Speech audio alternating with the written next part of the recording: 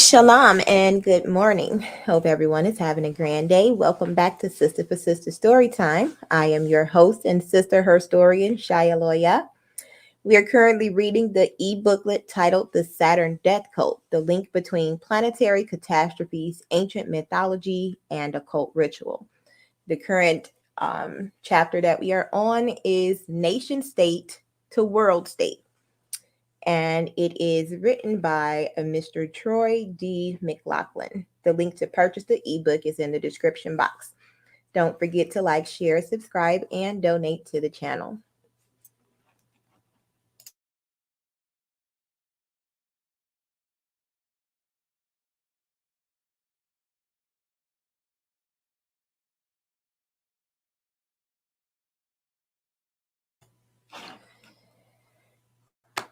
Transitioning from nation states to a single world state is an ongoing elitist project. It is a dream as old as the Tower of Babel, but a reality for a myriad of modern nations that have seen their natural resources raped and their sovereignty extinguished. But the world is now more sophisticated and prepared to march towards a world government. The supranational sovereignty of an intellectual elite and world bankers is surely preferable to the national autodetermination practiced in past centuries. David Rockefeller, Bilderberg meeting, 1991. Undermining the United States debt-free money experiment from before that nation's catastrophic civil war was to be a harder job than otherwise might have been imagined by the merchant bankers of the Red Shield. They found that the American adepts of the mystery schools, instrumental in the founding of the nation, seemed to have a strongly adverse reaction to the concept of debt-based money issued by private institutions. It was a state of affairs that had to be changed. Mystery schools were usually a happy hunting ground for illuminated ones looking to recruit new adherents to Mystery Babylon's secret agenda. But the mystery schools of America seemed imbued with a more Melchizedekian type value system when it came to the issuance of money. The fact that the new nation had adopted a republican model of government like that of Rome in its pre-Caesar heyday made the task of subverting the fledgling nation's government all the more difficult. The illuminated ones were somewhat perplexed as to how such a situation had come about in America when their own interests had been well catered for by the European branches of the various mystery schools active at that time. They set about seeking alternative avenues to undermining the American system. Red Shield financial backing would now be extended to fund a program of international Hegelian dialectic projects aimed at splitting America from within while focusing its attention on contrived external threats.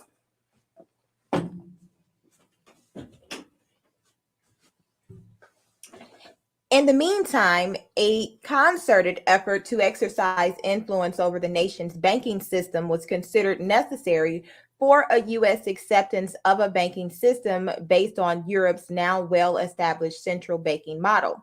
They achieved a partial success when President Madison gave them the authority to create the second bank of the United States. Andrew Jackson ensured this success on the part of the Red Shield was temporary when he rescinded the bank's authority in 1832. An unsuccessful assassination attempt in 1835, the first on a sitting U.S. president, followed. It's interesting to note the reasons given by Jackson for his opposition to the bank being issued a recharter. They closely reflect the operational themes attributed to Mystery Babylon in this discussion. 1, it concentrated the nation's financial strength in a single institution. 2, it exposed the government to control by foreign interests. 3, it served mainly to make the rich richer. 4, it exercised too much control over members of Congress. 5, it favored northeastern states over southern and western states. 6, banks are controlled by a few select families. 7, banks have a long history of instigating wars between nations, forcing them to borrow funding to pay for them. I have highlighted the last 2 points made by Jackson to emphasize that there has always been an awareness down through history as to the destructive role played by merchant bankers in one era after another. Jackson successfully killed the bank in his day, but it nearly cost him his life. The next U.S. president to attempt a similar deed in circumventing the growing influence of the merchant bankers was Abraham Lincoln, who issued his debt-free greenbacks as a counter to the increasing debt burden being forced by international merchant bankers on the United States after its brutal Civil War. This time, the assassination attempt was successful. The next stage on the road to red shield domination of the United States banking system was the establishment of a gold standard for the country's financial system under the watch of one President McKinley. The new gold standard was in reaction to the disastrous depression remembered as the Panic of 1893. Another example of a manipulated event by merchant bankers, the Gold Standard Act was passed in 1900, but not before McKinley had tried to figure out a silver-backed agreement with European interest, not to the liking of the Red Shield.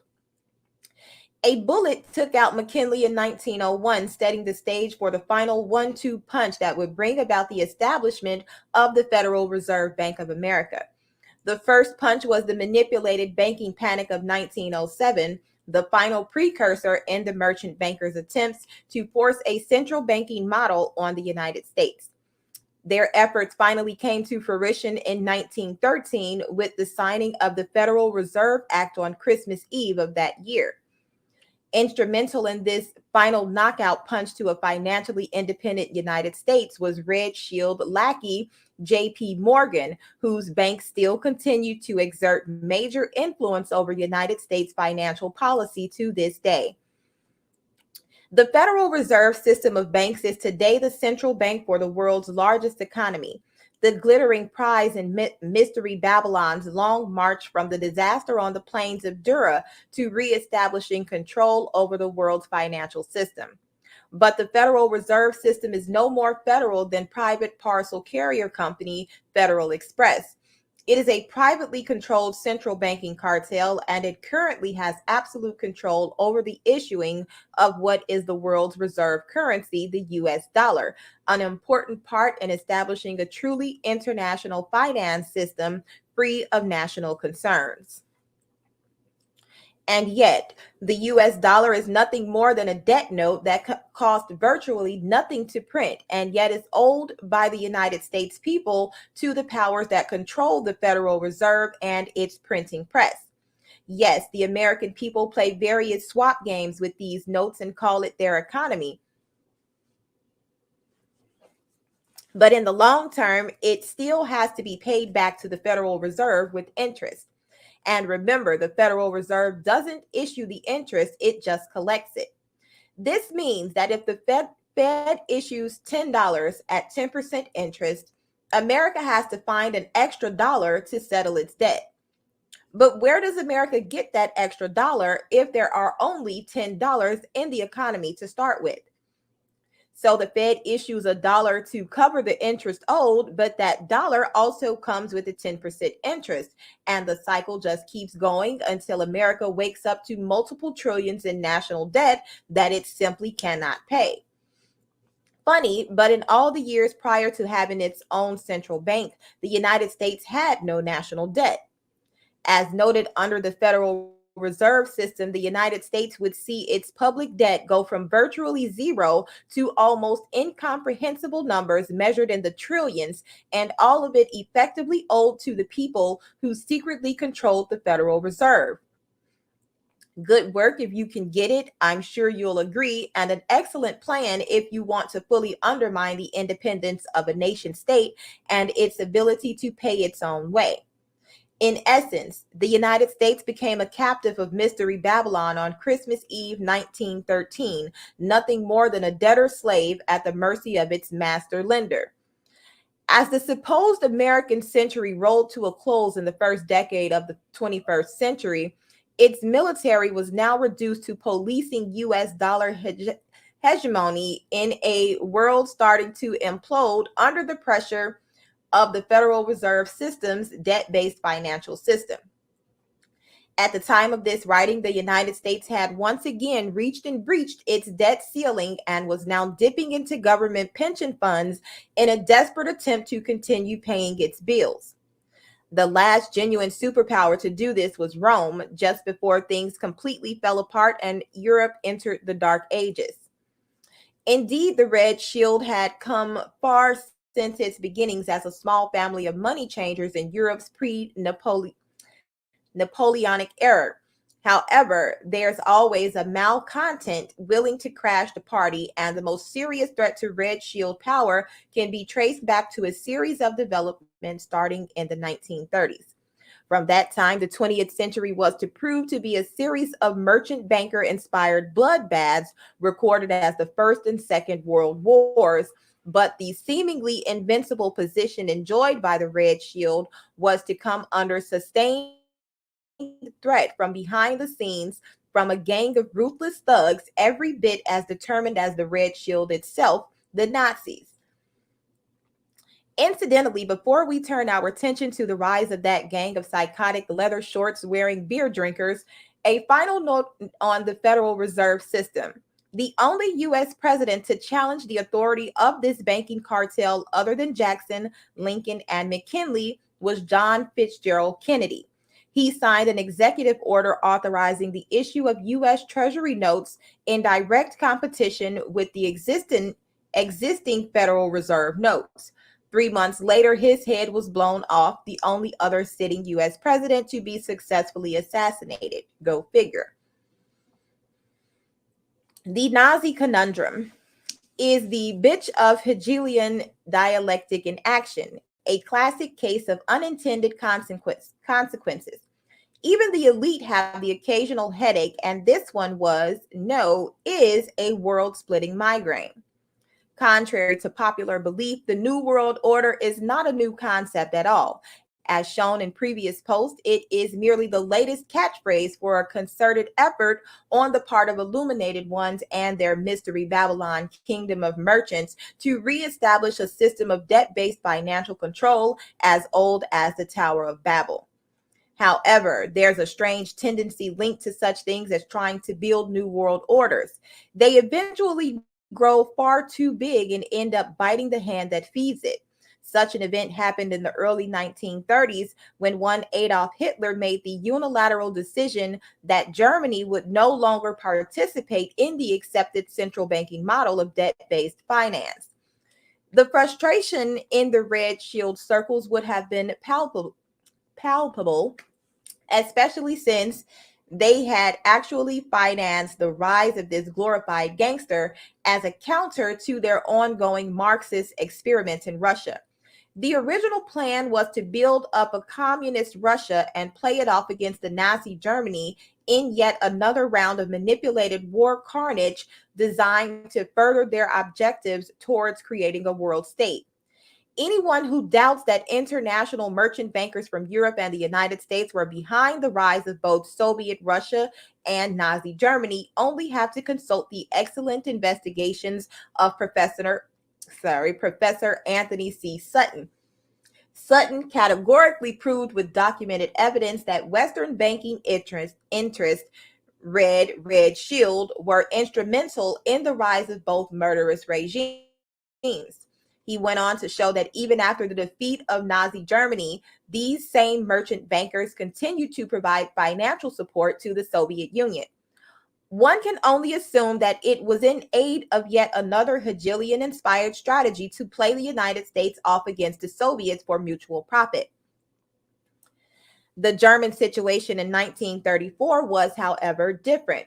There was a distinct possibility that the Nazi use of state-issued debt-free money would result in their complete financial independence from the Red Shield dominated banking cartels then controlling world financial policy. It was as if the financial headache that was the American Revolution was happening all over again, and it constituted a clear and present danger to the carefully laid plans of Mystery Babylon's elite merchant banking class. World War II was quickly brought forward to the top of the agenda, with the Red Shield making sure that every Western resource was brought to bear in defeating Hitler. Elements within the Nazi Party realized early on that plans had to be changed if they were to survive. One Nazi in particular would set about ensuring this would be so. There is a story that goes like this. An orphaned German baby was adopted by an English couple full of compassion for the little one's plight. As they brought the child up, they noticed an oddly peculiar trait in the child. He never uttered a single sound. As the baby passed its first couple of years, his adopted English parents began to despair if he would ever talk. Being loving parents, they tried all manner of persuasion and encouragement, even going so far as to consult a famous child psychiatrist on what could be done. But alas, nothing seemed to work. By the child's third birthday, his parents had resigned themselves to the fact that he was obviously some kind of rare mute, one that even England's finest doctors could not help. Then one day, while the family were sitting down to breakfast, the child spoke. "Please pass the marmalade," he requested politely from his high chair. His parents were astounded. How could this be after all these years? In shock, the child's father asked him why, after all this time, he had finally spoken. The child calmly spread some marmalade across his toast and then answered his father, "Until now, everything has been satisfactory."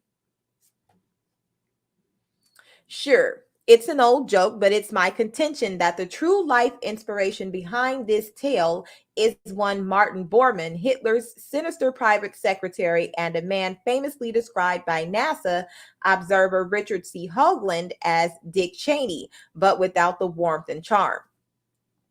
A professional Nazi, Bormann would successfully lay the foundation for an extra national Fourth Reich to rise out of the ashes of the Third Reich. Its base would be the southern extremities of the South American continent, where Nazi scientists could continue their research and development into a bevy of exotic weapons and technologies, including possible anti-gravity flying craft. While these would serve as an adequate deterrent against continued attack from the wartime allies, Martin Bormann had, more importantly, also established the long-term financial viability of the new Reich through the systematic rape and plundering of Europe's largest corporations and the reinvestment of that wealth into the coffers of the Anglo-American banking elite, or the Red Shield. It was a mutually beneficial arrangement at the time, but one in which, as Dr. Joseph P. Farrell puts it, a marker was going to come due and the Red Shield were going to have to pay. Also, with the rumored investment in advanced weapons technology, it has been postulated by Dr. Farrell in his writings that the escaping Nazis were fully capable of backing up any threats against those that owed them money. Central to this thesis of a Nazi Red Shield financial detente at the end of the Second World War is the documented program of shifting ex-Nazi scientists into the United States space exploration efforts. The infamous Operation Paperclip of the late 1940s and early 1950s has been demonstrated to have established a hardcore Nazi clique within the ranks of NASA, the United States' supposed civilian agency charged with taking the nation into space. This Nazi clique was a likely driving force in the establishment of a rumored secret space program, more of which will be discussed later. It must be borne in mind that the Nazis were themselves full practitioners of the occult, and like the Red Shield and its illuminated cohorts, this incorporated extreme sex magic blood rituals. Stories abound of dark occult rites being practiced in the deepest bowels of NASA as a result of the Nazi influence brought in under the auspices of Operation Paperclip. The Nazi swastika has undeniable associations with Saturnian symbols, black sun swastikas, for example, and points to yet another occult connection with the worship of Saturn and a hoped for return to new golden age. Is it a coincidence? Is it a coincidence that the German designed rocket boosters used during the Apollo missions were called Saturn V rockets? By the turn of this century, the influence of what researcher extraordinaire Dr. Joseph P. Farrell calls the Nazi International points to a possible yet hidden third player at large in the current and ongoing financial crises engulfing the world at the time of this writing.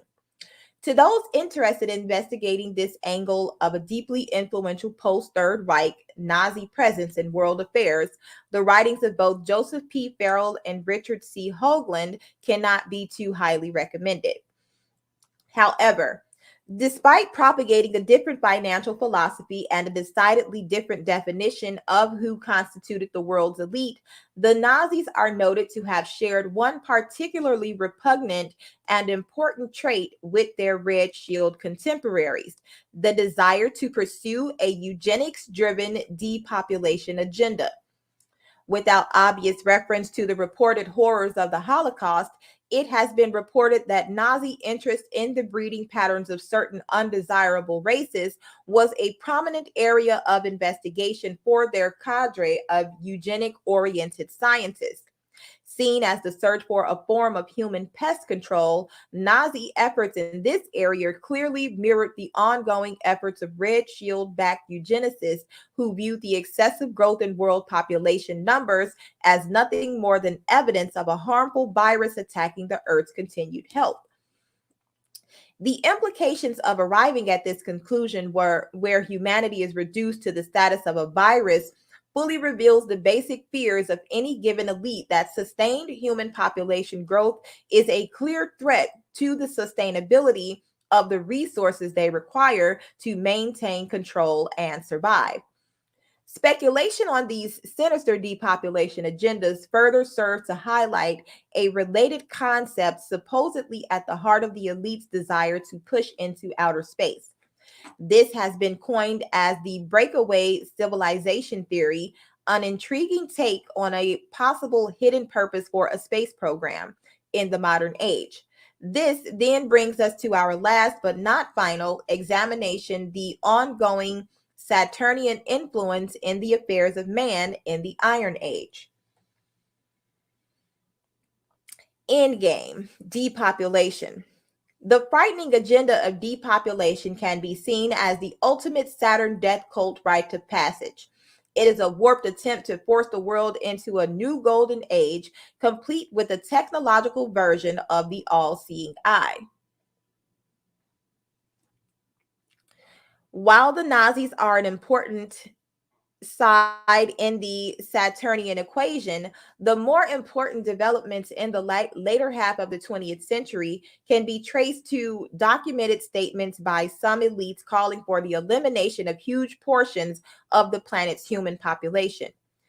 A notorious monument called the Georgia Guidestones was mysteriously erected in the United States, and it goes so far as to articulate a target number for a successful planet-friendly culling. That number quickly became the standard reference within conspiracy circles as to the enormity of what was being proposed here. With the world population approaching a staggering 7 million people, the Georgia Guidestones are to this day silently calling for a return to a global population of no more than 500 million people. But what has most observers truly alarmed is the accelerated timeline for achieving this target. Speculations within certain elites have called for a return to a worldwide population of 500 million within the next 50 to 100 years.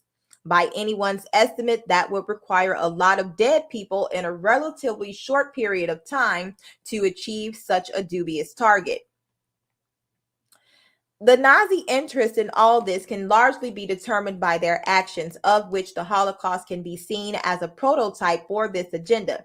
However, the most important component in the realization of such a target was the formation of a secret cabal of elitists incorporating both former Nazis and the Red Shield-dominated Anglo-American banking elite. The Bilderbergers, as they were to become known, were tasked with creating the mechanisms responsible for shepherding the planet towards what they condescendingly considered to be a better world for them. Underpinning these objectives were the writings of Thomas Malthus, a character we've met before, and who was responsible for providing a theoretical justification for forcibly maintaining a reduced world population. Malthusian economics, as his theory has come to be called, states that unbridled population growth is a direct threat to the planet's capacity to feed that population. For the illuminated ones and those operating under the Red Shield, such a theory was evidence that population growth really represented a direct threat to their continued control over the planet's resources. Too much work had gone into gaining that control, and the breathtakingly simple conclusion was obvious. A great culling had to take place before things got totally out of control. But the illuminated ones had a twofold dilemma. While they harbored no qualms in the wholesale slaughter of vast human populations, they were aware of the necessity for the continued existence of a viable majority of humans on which their parasitic systems could feed off. It was reasoned that a sudden and violent reduction in host population would expose them to the wrath of the surviving population should they figure out who was behind the massacre. Then there was the arguably more important element of finding a metaphysical justification to endorse a slaughter of these proportions.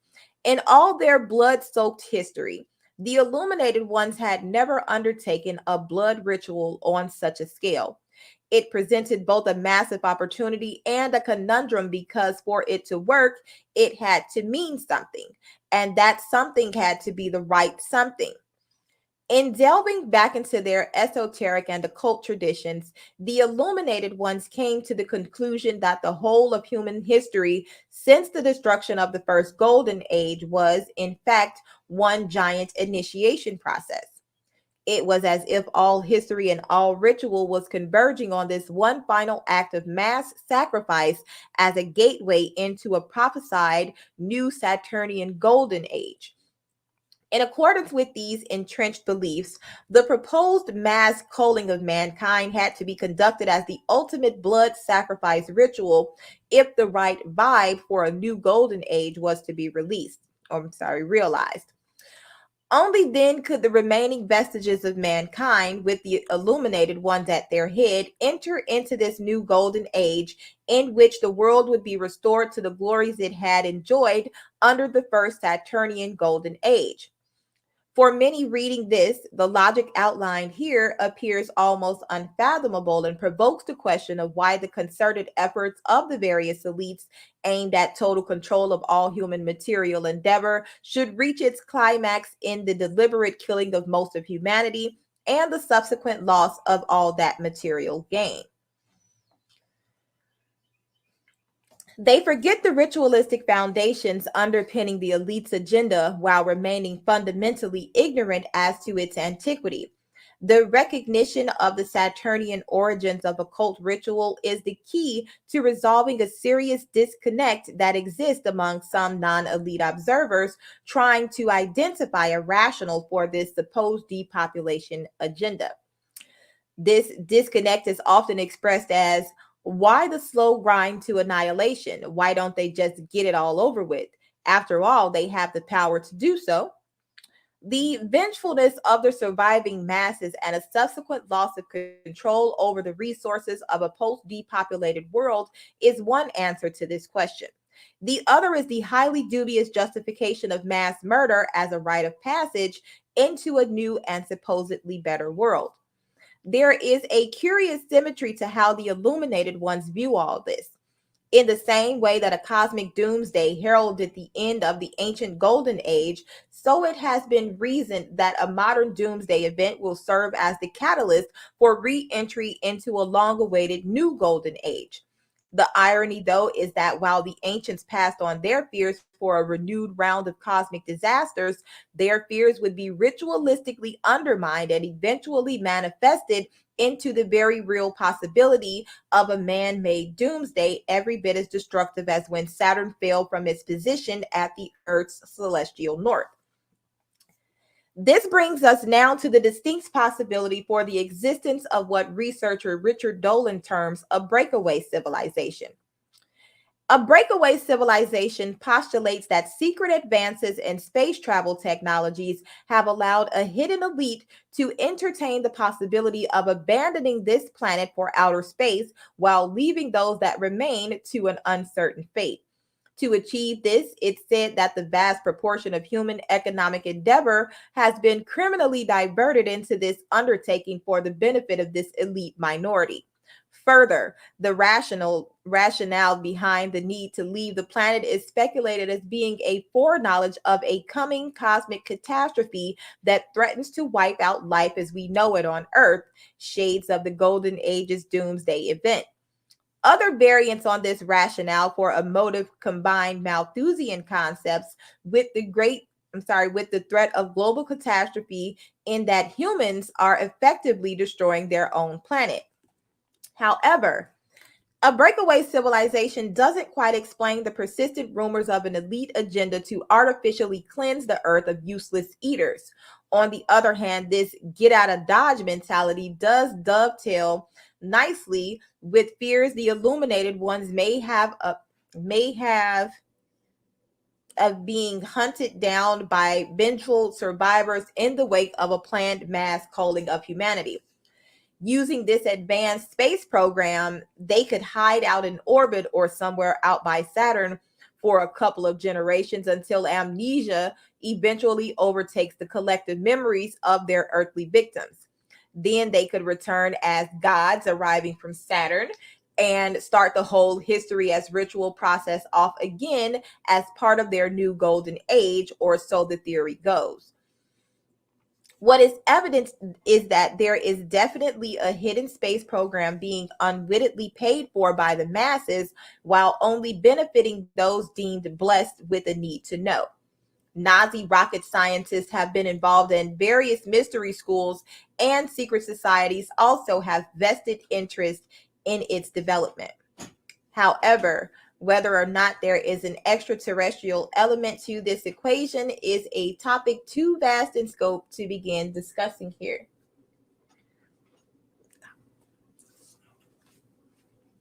Suffice to say that the mere existence of a secret space program is yet more evidence that there exist hidden agendas of which the vast majority of us are purposefully kept in ignorance. The gods industry, funded by the merchant bankers, continues to grind on, even in the face of yet another global economic catastrophe caused by their parasitical debt-based money system. It remains to be seen whether or not Mystery Babylon and its red shield will maintain its grasp on a dying global economic system as it continues to suck its blood dry. A Melchizedekian prophecy says Mystery Babylon will eventually fall in 1 hour. That remains to be seen.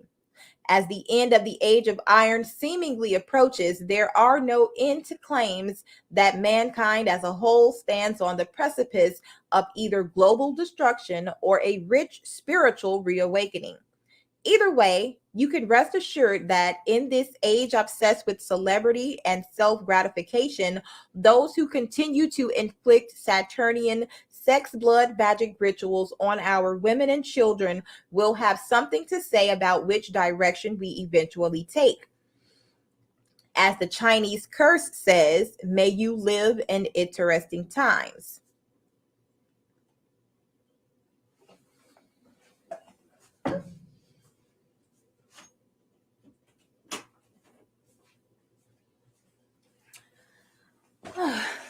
The Tower of Babel myth. High finance and conspiracy on the plains of Shinar.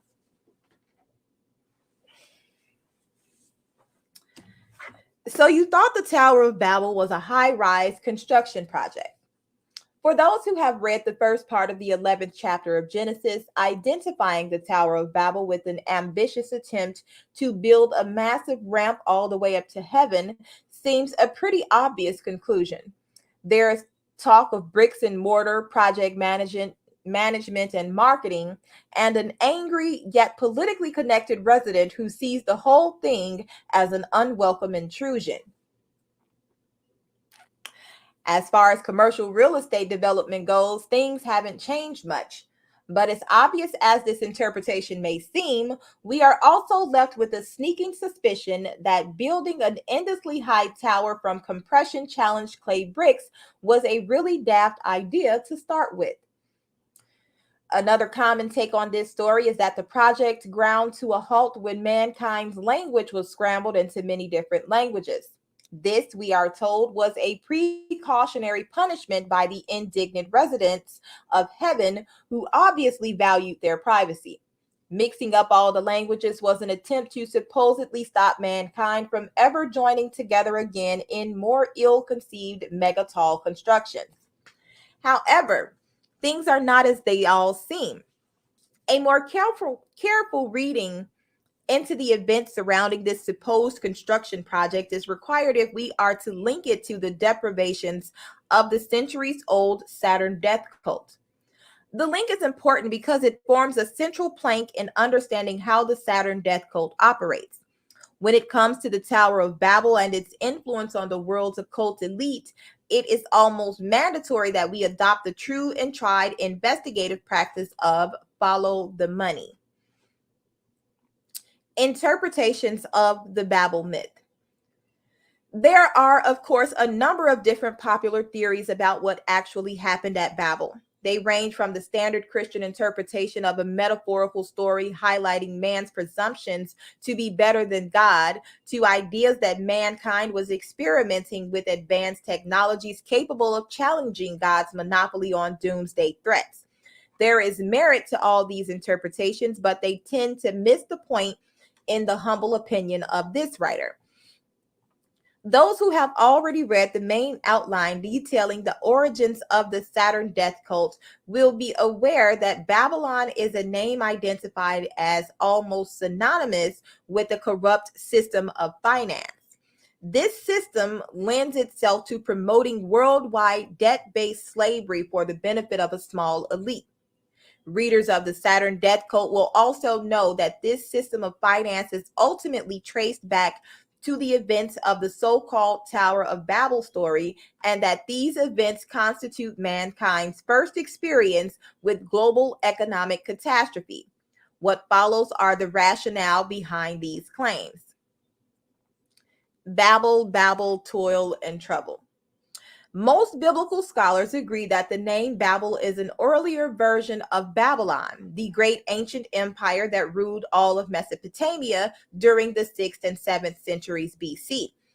The names Babel and Babylon came from the same Hebrew word Babel, which essentially means confusion and lends itself to the idea of a god scrambling all the languages of mankind.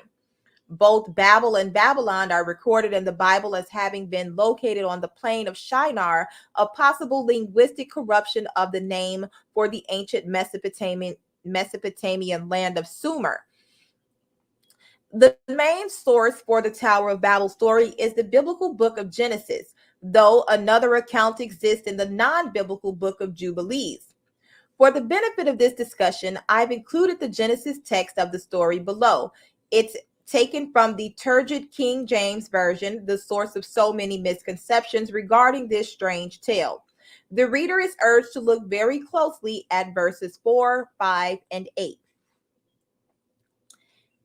And the whole earth was of one language and of one speech. And it came to pass as they journeyed from the east that they found a plain in the land of Shinar, and they dwelt there. And they said one to another, Go to, let us make brick and burn them thoroughly. And they had brick for stone, and slime had they for mortar. And they said, Go to, let us build us a city and a tower, whose top may reach unto heaven, and let us make us a name, lest we be scattered abroad upon the face of the whole earth. And the Lord came down to see the city and the tower which the children of men builded. And the Lord said, Behold, the people is one, and they have all one language, and this they began to do. And now nothing will be restrained from them which they have imagined to do. Go to, let us go down and there confound their language, that they may not understand one another's speech. So the Lord scattered them abroad from thence upon the face of all the earth, and they left off to build the city. Therefore is the name of it called Babel, because the Lord did there confound the language of all the earth, and from thence did the Lord scatter them abroad upon the face of all the earth. Genesis chapter 11, 1 through 9. And looking closely at the narrative, we can see that the first misconception most people have is that the story is only about a tower. From the above, we can clearly see that the construction of a city was as much a part of the project as was the construction of a tower. And they said, Go to, let us build us a city and a tower, whose top may reach unto heaven, and let us make us a name, lest we be scattered abroad upon the face of the whole earth. And the Lord came down to see the city and the tower, which the children of men builded. In fact, the all-important tower is all but forgotten when we are told what it was that the Lord actually stopped men from building. So the Lord scattered them abroad from thence upon the face of all the earth, and they left off to build the city.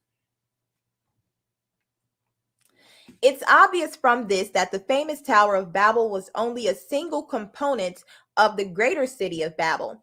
This was natural at a time when city-states were the highest form of governmental organization over the affairs of men. In the context of the ancient world, the tower or high point of any given city-state was the temple. And in the ancient world, the temple and its priesthood served as the administrators of that city-state. In other words, the Tower of Babel was the central point of government for the greater city of Babel. Now, the question is, why do people build cities? The superficial answer to that question is that cities are a place to live. They certainly don't build cities simply to construct implausible structures. The correct answer to the question is that cities have always been a place to engage in business. People congregate in cities in order to enhance commercial activity, work a job, and make money by dealing with other people. This was entirely the same motive for the building of the city of Babel. What they were actually building was an economy. However, economies only function when people can trust the system of trade that operates the economy. This requires an acceptable system of weights and measures to determine the value of the goods being traded. It also requires the ability of a city to enforce the fairness of its system of weights and measures. This is where reference to the Tower of Babel comes into play. The tower would have been responsible for establishing and regulating Babel's system of weights and measures. The Tower of Babel was, in effect, the law of Babel. Babel's master masons. When people congregate to form an economy, they need a place of meeting to engage in trade. The rise of civilizations is a consequence of the growth in trade between people, and it is inextricably linked to the rise of building construction techniques. The building of structures to house the surpluses of both goods and people is required to sustain an economy's point of trade, the marketplace. While agriculture provided the initial surplus in goods to trade, buildings provided the venue to make the trade. And if you knew how to construct walls and roofs, then your services would be integral to any emerging economy. Thus, the masons of the ancient world were a vital component to the advance of civilization. What the biblical account is telling us so succinctly in the third verse is that civilization began at Babel when people discovered the technology of constructing bricks and mortar as opposed to carving out stone blocks.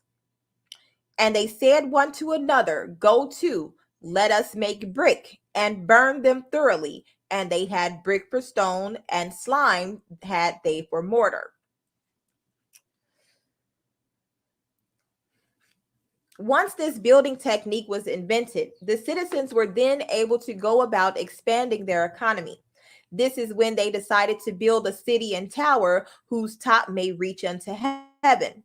And this is where we get the conspiratorial element of the legend. A tale of many cities.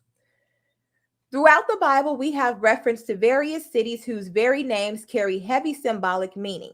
Chief amongst these cities is Jerusalem, which is loosely translated as City of Peace. That Jerusalem became corrupt and needed to be replaced by a new Jerusalem is a central theme in the biblical narrative. Jerusalem, or Zion as it is sometimes referred to, is constantly used by the Bible to indicate God's intentions for this world.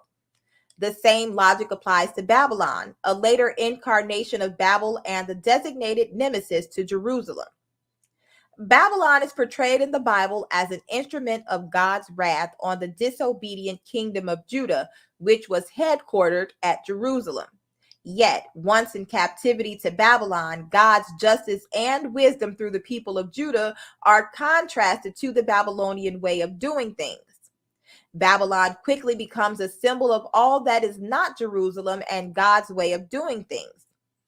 Furthermore, after its fall, Babylon's system is predicted to rise again under the name of Mystery Babylon, a particularly sinister entity in biblical prophecy. Clearly, what we have here in the names of Jerusalem and Babylon and the New Jerusalem and Mystery Babylon are literary symbols for contrasting systems of government. That Babel is a clear linguistic forerunner to Babylon clearly implies that Babel is linked to the symbolic baggage carried by Babylon, or a system of government at odds with the God-inspired Jerusalem system of government. The key point of contention between the two systems can be divined in the nature of Jerusalem's fall to Babylon, marking the end of the kingdom of Judah. Judah failed to enforce a jubilee that would have seen all slaves and debts erased, a feature of the biblical economic system. However, slavery and debt are conditions often identified in the Bible as being brought about by sin, and one of the major sins prohibited by the Bible is the lending of money at interest. In a classic statement of biblical principles, the results of lending at interest are summed up as the borrower will always be slave to the lender. Babylon, on the other hand, had no such compunction in promoting a system in which money was lent at interest. What is being demonstrated here is that Jerusalem and Babylonian systems of government were most clearly at odds over the creation and issue of money. Jerusalem represented a debt-free system of money issued against the nation's productive capacity, while Babylon preferred the gold-backed system of money issued as a public debt. Other cities have also been used for symbolic reference in the Bible. For example, Nineveh, Jericho, Tyre, and even the nation of Egypt have been used as symbolic reference points for types of systems and behaviors contrasting with Jerusalem. The point is, the city of Babel is no exception, and its clear link to Babylon puts it squarely in the camp of illegal financial systems according to biblical law. A confusion of language. Much has been made of the Babel story's reference to the language of men having been confused as a result of their attempt to build this tower that would reach into heaven.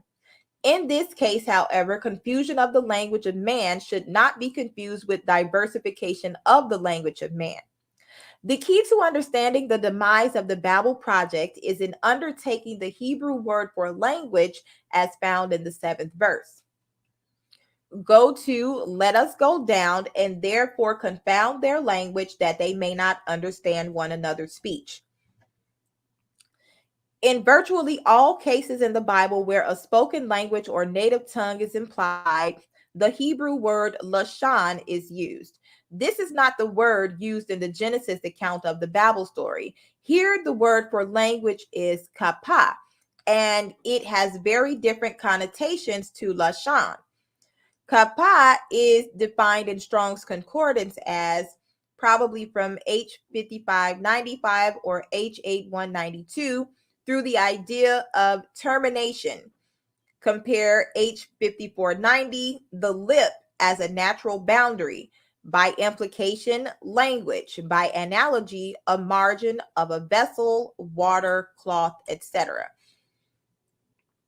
Note the reference to by analogy, a margin of a vessel, water, cloth, etc. This points directly to the use of the word kappa in the context of defining measures by the use of margins when the context of the story is one of analogy. It is clear that the story of Babel qualifies in every way as an analogy. There are only 3 other places in the Bible where kappa is translated as language, and they offer an insight into what is being communicated by the word kappa. From Zephaniah 3 and 9, for then will I turn to the people a pure language, that they may all call upon the name of the Lord to serve him with one consent. From Isaiah 19:18, in that day shall 5 cities in the land of Egypt speak the language of Canaan and swear to the Lord of hosts, one shall be called the city of destruction. From Psalms 81 and 5, this he ordained in Joseph for a testimony when he went out through the land of Egypt, where I heard a language that I understood not. In all these 3 cases where kappa is translated as language, the context is one where people are doing things in a different way. In particular, this is what Zephaniah means by a pure language. This is not to mean a spoken language, but the language of a system, a way of doing things or believing in things. This is also what is implied by the use of kappa in the Babel analogy. The people who joined in on the Babel project had a way of doing things, a system of operating, and this was the real threat to the occupants of heaven, or those in authority. The reference to speech in the 7th verse is from the Hebrew word debar, and it refers to the means of communication by which the kappa, or way of doing things, was coordinated. Why would the writer repeat himself by using both language and speech in the first verse if he simply meant the spoken language of the people?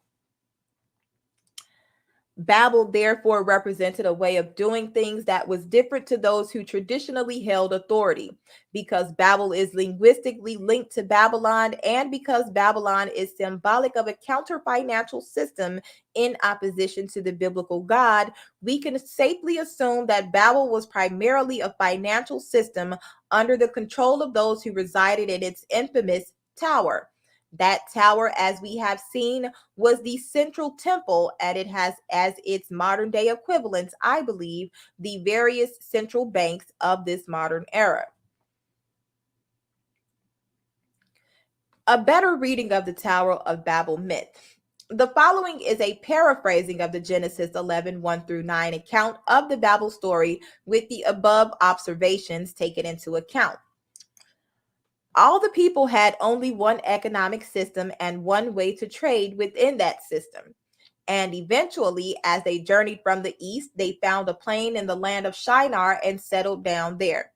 And they said one to another, let's make solid, well-fired bricks instead of cutting stones, and use slime as mortar to join our bricks to make buildings.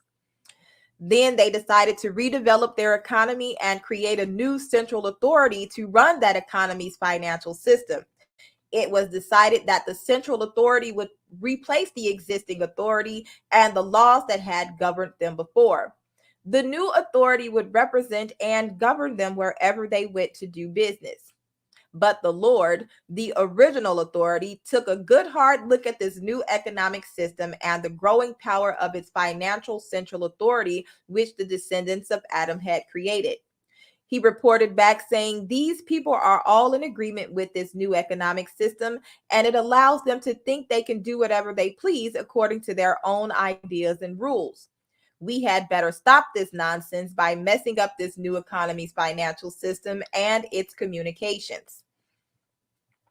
So the Lord dispersed the people in such a way that they could not continue trading under the new economic system that they had tried to build. The economic system was called Babel because that's where the Lord ensured this rival man-made system of finance was messed up so badly that they started trading in confusion wherever they went on the earth. Hopefully, the above makes the Tower of Babel legend a little more logical. The Tower of Babel and its connection to the Saturn death cult. The Saturn death cult is ultimately all about control. As I hope I have established in previous chapters of this booklet, the ultimate means to control is to gain control of the issue of money as debt. In identifying the Tower of Babel story as mankind's first attempt at establishing a debt-based economic system, it's important to note that the Bible goes on to join many other religious texts in condemning the issue of money at interest. The interest-bearing debt-based system of finance we all suffer under today is a direct legacy of the events at Babel and the clearest indication that the Saturn death cult is alive and well in today's world. It is also important to note that a tower evokes images of the auroral axis mundi that existed at Earth's North Pole during the fabled golden age of man. This axis mundi would feature later in the Bible in the form of Jacob's ladder, where it is revealed to Jacob by God that his descendants would have the power to ascend to the highest place of authority, or heaven. Drug dealing in Sodom and Gomorrah. Sodom and Gomorrah stood for so much more than mere sexual depravity. It was the drug dealing center of the Old Testament world.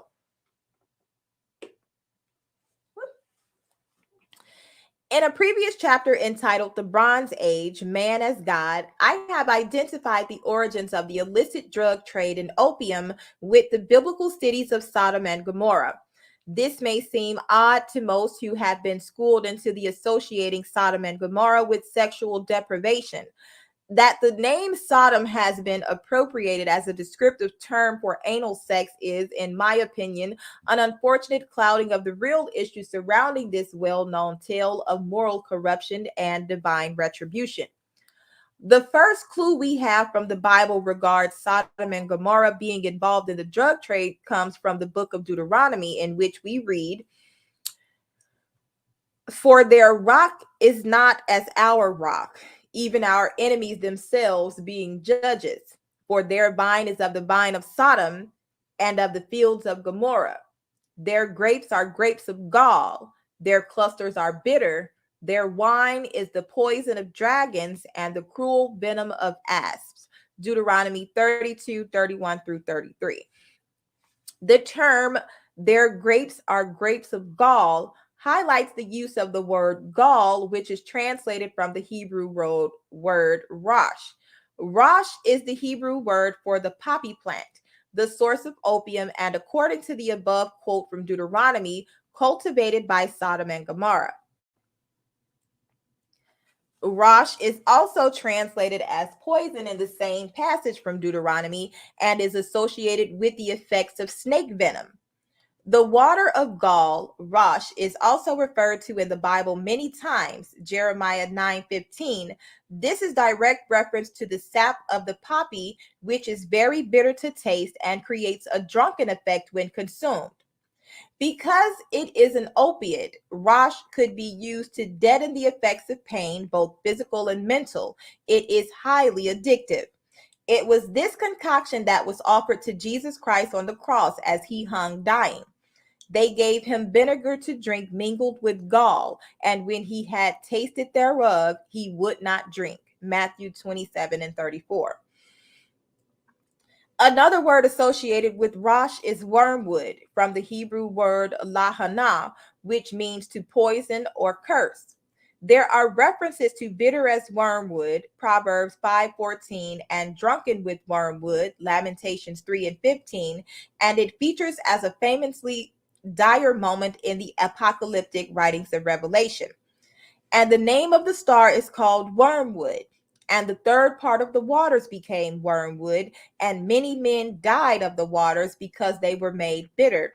Revelations 8 and 11.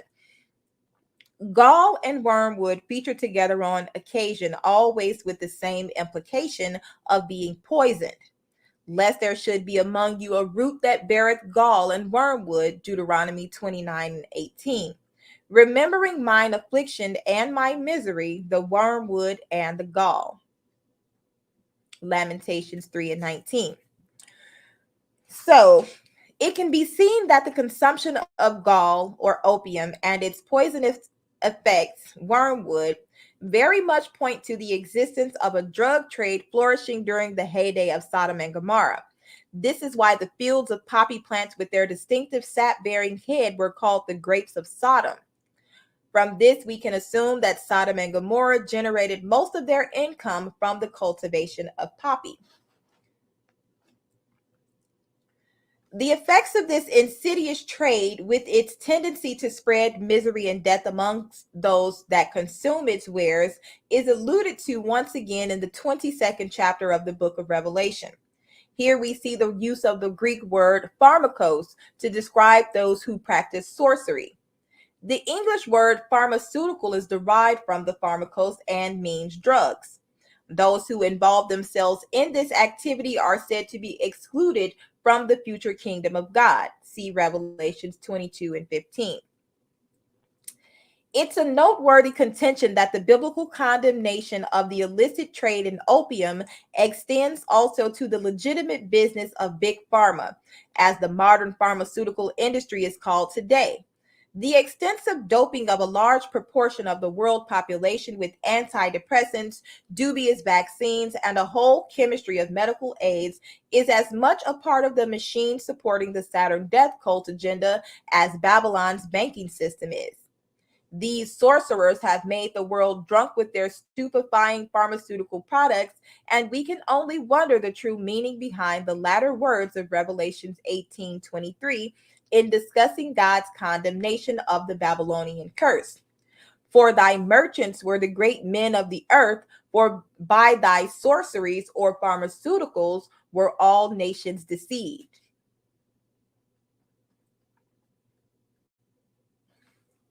The Trojan Narco conflict, Greek mythology, and drug cartel wars. Some readers of the chapter Babylon and the love of money may have wondered at the identification of Homer's Trojan conflict as a drug turf war between the drug dealing cartels of Troy and Agamemnon. Scholars are generally agreed that the Trojan War had little to do with the kidnapping of a Spartan princess by a Trojan prince and everything to do with the ambitions of Agamemnon to control the lucrative trade routes flowing through that region. The ancient city of Troy rested in the highly strategic location at the Aegean Sea end of the Dardanelles. Its position gave it a commanding view over the lucrative trade that passed through the Dardanelles, a trade that would have included opiates due to the Anatolia's long association with the cultivation of the poppy. However, the connection of Agamemnon to the trade in opiates is mainly deduced from its ugly mythological dispute he seems to have gotten himself into with Artemis, the goddess of the hunt. It particularly involves the role played by his daughter Iphigenia in this dispute. Prior to the outbreak of hostilities with Troy, Agamemnon had succeeded in offending Artemis, and the sacrifice of Iphigenia was required as appeasement. What else? Agamemnon, for whatever reason, reneged on the sacrifice, and according to one source, Artemis retaliated by changing Iphigenia into the goddess Hecate, who just happened to be the goddess of witchcraft and sorcery. That Greek word for sorcery, Pharmakos, again, see previous chapter. If Iphigenia was involved in sorcery, and sorcery was just another way of implying drug use due to the word to the use of the word pharmakos or pharmaceuticals, then we may have found a reason why Agamemnon may have wanted to control trade from the source of opium in the ancient world, Anatolia. Do not assume by this that Iphigenia was a junkie and that Agamemnon was simply a misguided father trying to supply his daughter's addiction. Rather, it might seem that father and daughter had a vested interest in the sorcery trade as a whole. In other words, they dealt in drugs. Troy was a competitor in that trade, and hence a pretext was needed in the form of the kidnapping of Sparta's Helen to eliminate Troy. The above scenario has all the hallmarks of modern-day drug cartel wars over turf and distribution rights. Kidnapping is a major feature of today's vicious drug wars, and it would seem nothing different to how things were handled in the classical era.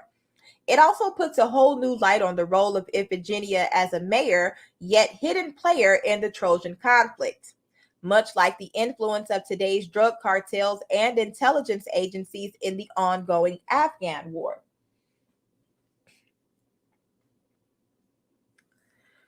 Notes on the cosmology presented in the Saturn Death Cult. Since the launch of the Saturn Death Cult website, I've noticed most readers are concerned with the cosmological statements that place the planet Saturn in Earth's primordial celestial north. Admittedly, the concept is radical and has as its primary base the mythological records and not a physics model based on accepted mainstream astrophysics. Further, the cosmology put forward is not a working or exhaustive theory, but a postulate attempting to establish a principle that the ancients did indeed see a sun-like object residing in the celestial north of their skies, and that object was the planet Saturn. We live in a world where the concept of gradualism and the uniformitarian view of natural history has become almost sacrosanct. Put simply, this is the belief that change in nature, excuse me, a belief that change in nature is a gradual process and that everything we observe around us today has fundamentally been this way for untold billions of years. According to this dogma, the skies have always looked the way they look today, especially within the recorded experience of mankind. This dogma is particularly prevalent in modern explanations This dogma is particularly prevalent in modern explanations regarding the formation of our solar system. We are told the entire system, minus a few minor rogue bodies, all formed together over billions of years, somehow in accordance with accepted celestial mechanics. While impacts between celestial bodies do occur, they have not fundamentally altered the gradual process of planetary evolution. The high priest of astrophysics are confident that future data from observing the solar system and the universe it resides in will only confirm what their complex mathematical models tell them. Then the unexplainable shocks started to come in. What do you mean space is not a dead void? 60 years ago, mainstream astrophysics was smug in its assessment that beyond the Earth, the voids of space were just that, huge voids populated by random collections of rocks, ice, and gases referred to as planets, stars, comets, and asteroids. The only forces present in such an environment were the pull of gravity between celestial bodies and the radiated energies being given off by those bodies. Most of the planets were deemed virtually dead in that they absorbed more energy than they gave out. The sun was the source of all energy, and this energy was a form of controlled nuclear fission in which hydrogen was constantly being exploded under the immense pressure of the sun's gravitational force. To maintain the consensus of mainstream scientific thought, the twin concepts of unobservable black holes and dark matter were added later to account for the seeming lack of observable matter needed to fully explain how the gravity-driven model held the universe together. Complex mathematical models were formulated as proof that such unobservable material existed, though no space probe or craft has ever encountered this material that is supposed to make up over 90% of the universe. Happy with the consensus it had established in academic thinking, the last thing mainstream astrophysics was willing to accept was that space may not be a void filled with unobservable and dead dark matter, antimatter, and black holes, but something else: plasma. Mainstream science defines plasma as ionized gas. The truly shocking notion confronting mainstream astrophysics is that plasma, and not so-called dark matter, is the primary lost substance making up over 90% of our universe, and that is alive.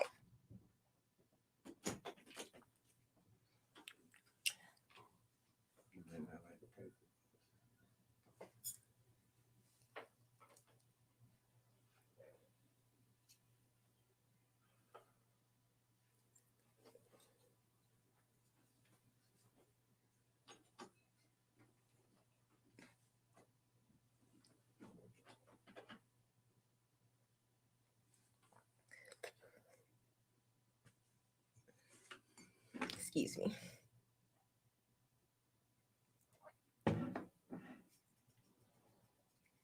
Plasma is electrically alive.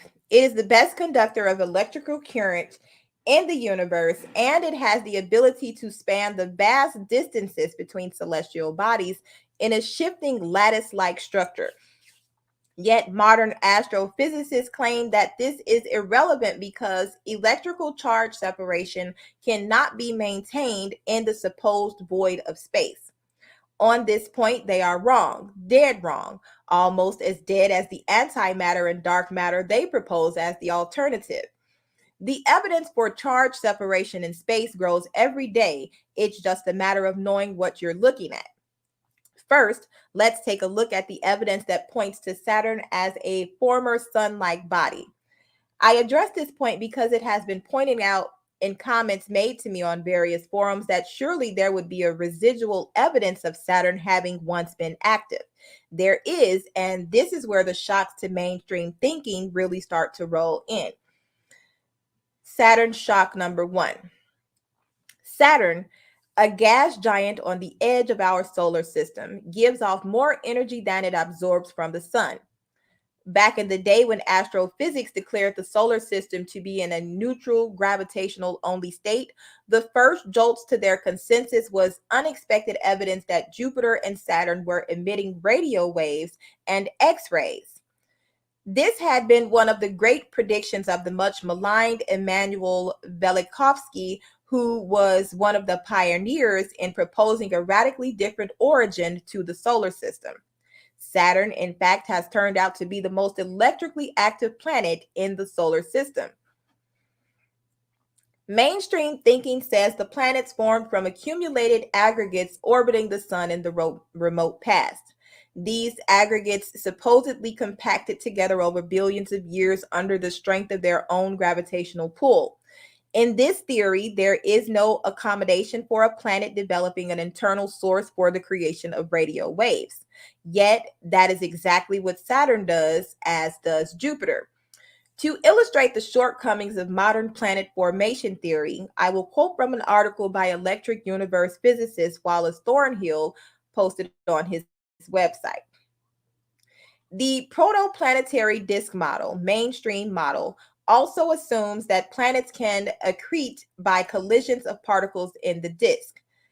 A recent study of hypervelocity impacts between small objects, which assumes very different orbits of those particles, showed that the crater formed was larger than the impactor, with the result that fragmentation rather than accretion is the rule. Also, objects in similar orbits about a central mass merely swap places without colliding. For example, two moons of Saturn, Epimetheus and Janus, swap orbits every 4 years or so. These problems have resulted in a spate of additional ad hoc requirements to be added to computer models. For example, the matter in the disk must have been hot and squidgy to allow particles to stick together. Planet Birthing by Wallace Thornhill. Saturn shock number 2. Saturn radiates X-rays just like the sun. If there was ever an indication to Saturn's heritage as a brown dwarf star, this is it. While some mainstream scientists have tried to explain Saturn's X-rays as a reflection of the sun's own X-rays, it doesn't explain why Saturn only reflects these X-rays from its equatorial region, while Jupiter emits X-rays as part of its polar aurora. In fact, Saturn's X-ray spectrum is so similar to the sun's that the hasty explanation of Saturn merely reflecting these X-rays means it would have to reflect them at 50 times the efficiency of the solid moon. This is clearly improbable and only reflects the desperate attempts to maintain an increasingly outdated model of the solar system. Saturn shock number 3. Saturn's poles are hotter than its equatorial regions. This is truly a shocker to mainstream science that holds to the notion that the sun's radiated warmth is the primary source of energy being absorbed by all the planets. This is particularly shocking to mainstream thought because each pole spins half of Saturn's orbit around the sun, pointing away from the sun, yet they are still hotter than Saturn's equator.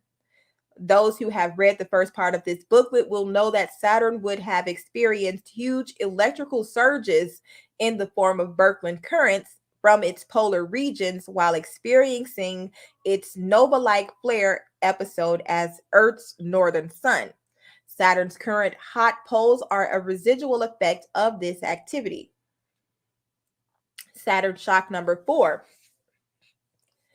Saturn's hot north pole shows a weird hexagon shape, while its hot south pole resembles the eye of a hurricane. Instead of being icy caps, Saturn's poles exhibit fluid dynamics more akin to great hurricanes. This is another indicator that vast Birkeland currents have been at work in Saturn's history. A quote from the excellent thunderbolts.org site has this to say about these strange Saturn polar shapes. One of the most bizarre configurations discovered on Saturn is the hexagon that dominates its north pole. The formation was originally seen by cameras on board the twin Voyager spacecraft that flew by Saturn in November 1980 and then again in August 1981. NASA researchers continue to refer to the structure as unexplained since the convective interpretations of Saturnian weather do not include mechanisms by which clouds can organize themselves into polygonal shapes. For many years, researchers studying the issue have known that beams of electricity flowing through plasma produce a central column surrounded by concentric cylinders. The cylindrical current filaments exhibit long-range attraction and short-range repulsion braiding that result in evenly spaced vortices surrounding the column. As the filaments rotate around one another, a preferred hexagonal cross-section forms within the innermost column. Hexagonal craters can be seen etched into the surfaces of planets and moons. Weather patterns, such as hurricanes on Earth, also exhibit hexagonal eyes that defy conventional explanation. Saturn's thermogenic vertex. The hexagonal effects of beams of electricity moving through plasma are responsible for the artificial-like hexagonal craters observed on some of the solar system's moons. These hexagonal craters have been seized upon as evidence for such moons being artificial constructions and therefore evidence of alien or ancient astral technologies. I don't think so. Extreme interplanetary electrical arcing more than adequately explains these so-called artificial artifacts. Saturn shock number 5. Saturn is considered by many astronomers to be unique in that its magnetic axis is almost exactly aligned with its rotational axis. This is a recent and wholly unexpected finding. The only other body in the solar system with this characteristic is the Sun, yet another indicator as to Saturn's star-like heritage. Conclusion. The electric universe model posits that celestial bodies are not isolated islands in space. They are connected by current carrying electrical circuits. Most of the time, planets and moons are not in a stable electrical condition because they are moving across plasma filaments within the solar system, or if a moon, in the plasma spheres around planets. Saturn exhibits all the traces one would expect to find in a failed brown dwarf star, not what one would expect to find in a sticky mass of former space debris. As more and more data is accumulated, expect more and more shocks to the accepted theories for the formation of the solar system. Saturn's links to Venus. Venus is postulated in Saturn death cult to have erupted from the interior of Saturn. In today's solar system, Venus is an anomaly regards traditional explanation for the formation of planets. Its spin is a slow retrograde movement completely at odds with all the other interior rocky planets, and its orbit is, once considered Earth's twin, Venus has turned out to be nothing like Earth. It is a virtual hell in comparison. Venus's extremely high temperatures defy standard explanations for planet formation and seek to place the blame on a runaway greenhouse effect. This is spurious at best. However, if we take as our premise that Venus originated from Saturn, then what should we find about Venus to confirm this? An interesting viewpoint is to make comparisons with Saturn's moon Titan. For far from being Earth's supposed twin, Venus exhibits facets that make it more of a contender to being Titan's big sister. One of the major surprises of the Cassini mission to Saturn was the discovery that Saturn's enigmatic moon Titan seems to have no large craters. If the moon has been in existence for 4.7 billion years in the powerful gravitational well of Saturn, then the nebular hypothesis, assuming accretion of planets and moons by impacts, expected some large craters to dominate the surface relief. When none were found, scientists proposed that Titan had undergone some resurfacing process. It is interesting to note that the same ad hoc proposal was made when Venus was revealed to have a surprisingly youthful surface. But resurfacing is only required if Venus and Titan are assumed to be very old bodies. The electric universe model of planet formation identifies both Venus and Titan as newborn members of the solar system. It therefore considers both to be as youthful as their faces look. In the electric model, massive electrical discharge disfigures the faces of newborn planets and moons. On both Venus and Titan, we see the filamented discharge patterns that are expected when arcing occurs through a heavy atmosphere. The planet girdling spidery channels on Venus, seen in the picture above, precisely match the patterns of filamentary Lichtenberg lighting scars. And on Titan, the first close-up images of its surface by the Huygens probe showed a network of Lichtenberg-like channels. We urge planetary scientists to examine these channels for the telltale signatures of electrical arcing. In particular, we should expect the causative agents to have shown no regard for the rules of flowing liquid, and chains of craters running along the channels can be expected, though crater chains have no place in the standard interpretation of these channels. Quoted from Titan's big sister, thunderbolts.info. Now let's take a look at the standard interpretation for Venus's surface as stated in the Wikipedia entry on the planet. The Venusian surface was a subject of speculation until some of its secrets were revealed by planetary science in the 20th century. It was finally mapped in detail by Project Magellan in 1990 through 91. The ground shows evidence of extensive volcanism, and the sulfur in the atmosphere may indicate that there have been some recent eruptions. However, the absence of evidence of lava flow accompanying any of the visible caldera remains an enigma. The planet has few impact craters, demonstrating that the surface is relatively young, approximately 300 to 600 million years old. There is no evidence for plate tectonics, possibly because its crust is too strong to subduct without water to make it less viscous. Instead, Venus may lose its internal heat in periodic massive resurfacing events.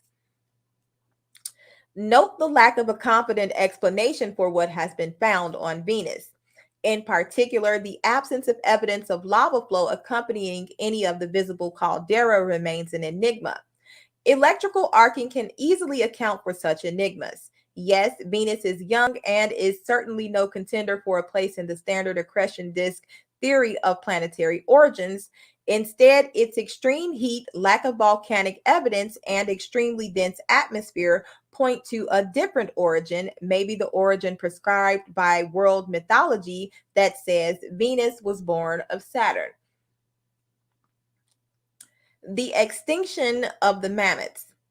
One of the more intriguing claims made in Saturn death cult is the association of Saturn's volatile presence in Earth's celestial north with the extinction of various species.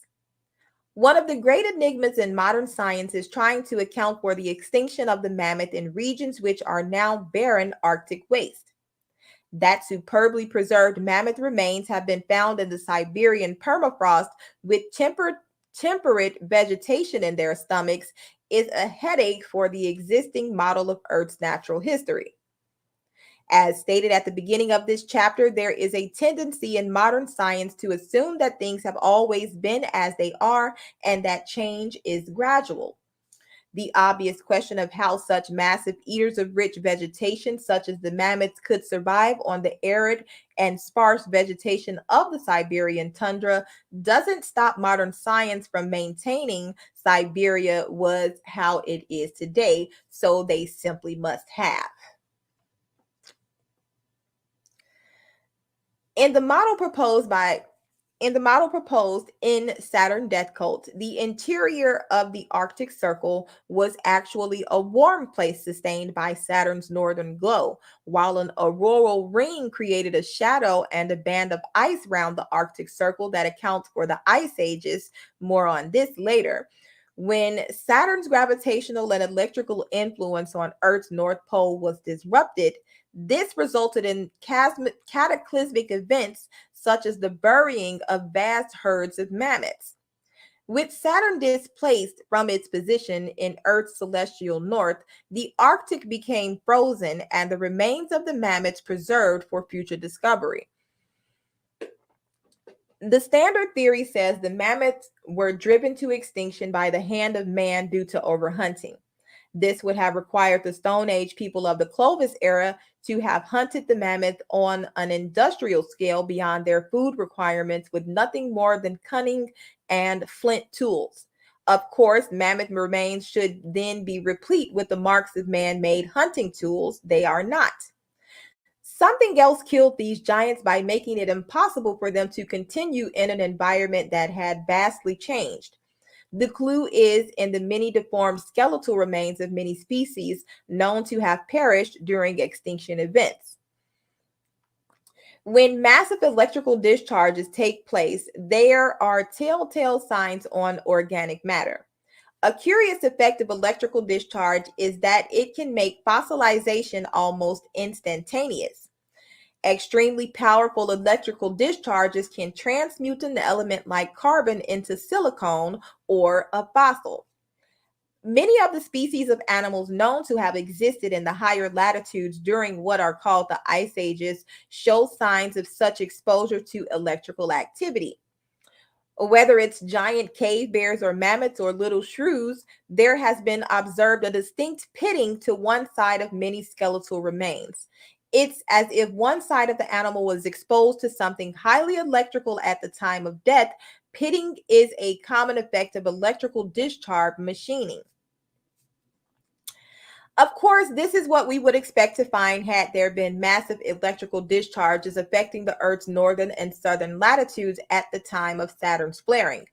There would also be telltale signs of electrical effects in the many different ages of species in the fossil record as one extinction event followed another. In the temperate peninsula region of Washington state, patient hunters of concretions find fossilized crabs hidden within orbs of stone. The crabs, like many trilobite fossils we all have seen, are highly detailed and in defensive positions. In western South Dakota, the skeleton of a dinosaur was discovered in 1993, having an iron concretion within its chest cavity in the precise shape and size of its heart. Electric Fossils by Paulina West. From the above, it's possible to assert that there is enough evidence to show that a combination of extreme electrical discharge activity and subsequent earth changes can account for much of the anomalies we find in the traditional interpretations of the fossil record.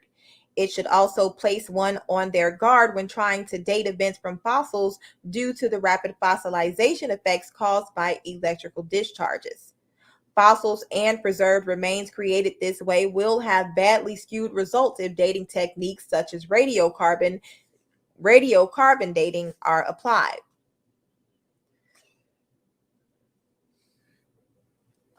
Ice cores and the ice ages.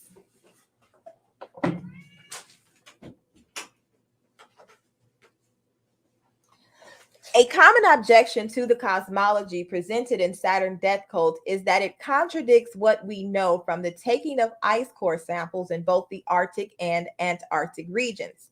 These samples, we are told, irrefutably establish the antiquity of the ice too far beyond the coming of man, and therefore refutes the idea of warm poles during the recorded history of mankind. Central to this argument is the belief that the consecutive layers of ice found in ice cores represents an accurate time record based on the yearly accumulation of ice and snow.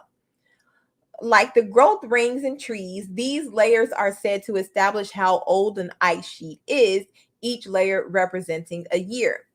Being up to 5 kilometers and more thick, that makes many ice sheets extremely old according to this dating method. Of course, at the bottom of many ice core samples, scientists run into organic material, at least establishing that warm periods did predate the ice sheets. However, ice cores as an accurate measure for dating has many problems, as the following quote from a Wikipedia article: dating ice cores is a difficult task. 5 different dating methods have been used for Vostok cores, with differences such as 300 years at 100 meters depth, 600 years at 200 meters, 7,000 years at 400 meters, 5,000 years at 800 meters, 6,000 years at 1,600 meters, and 5,000 years at 1,934 meters. Different dating methods make comparisons and interpretation difficult. Matching peaks by visual examination of molten and Vostok ice cores suggests a time difference of about 10,000 years, but proper interpretation requires knowing the reasons for the differences.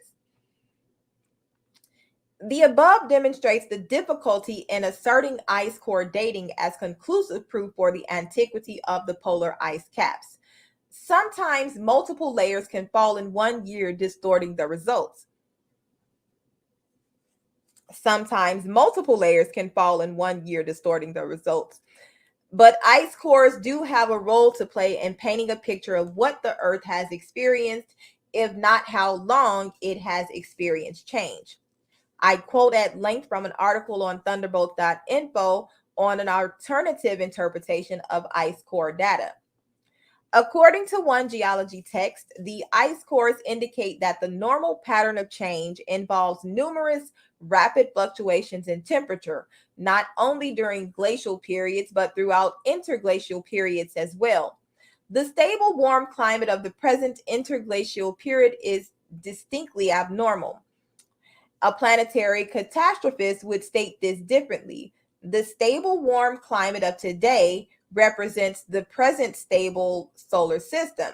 It is the wild fluctuations of the past that are distinctly abnormal. Going back just a bit farther, geologically speaking, the ice cores run out. There is no more ice. The Antarctic ice is a bit deeper than the Greenland ice, but it too runs out. Before this, there is no evidence of glaciers anywhere on Earth.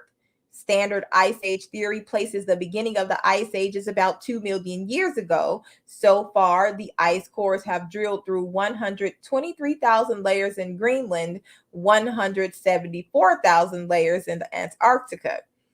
And geology points out that glaciation has been a rare event in Earth's history. The last episode, earlier than our very recent ice ages, happened before the first dinosaurs were born. Over 200 million years of Earth's prehistory passed without glaciers. The Greenland ice cores emphasize what we are learning in other fields of geology. The very recent past is not a story of steady change. The ice cap began suddenly, perhaps engulfing a thriving temperate forest and all its inhabitants. Its deepest layers record sudden large temperature changes, some much colder than today, others much warmer. Then, at about 10,000 layers before the present, something happens that stabilized the climate. What could that something have been? Conclusion. Modern scientific investigations into this planet's history is dominated by the idea that the key to the past is in observing the present. This is taught to generations of scientists as if it is some kind of law. The whole premise found in the Saturn death code argument completely refutes this blind reasoning. For this reason alone, there is no common ground on which to engage in constructive discussion with adherents to the established precepts of historical investigation. This chapter is not an attempt by any means to provide an exhaustive explanation for the cosmology put forward in Saturn Death Cult. In fact, much cosmology has been intentionally left out so as not to encumber the reader with too much detail concerning the full evidence of both the natural sciences and comparative mythology.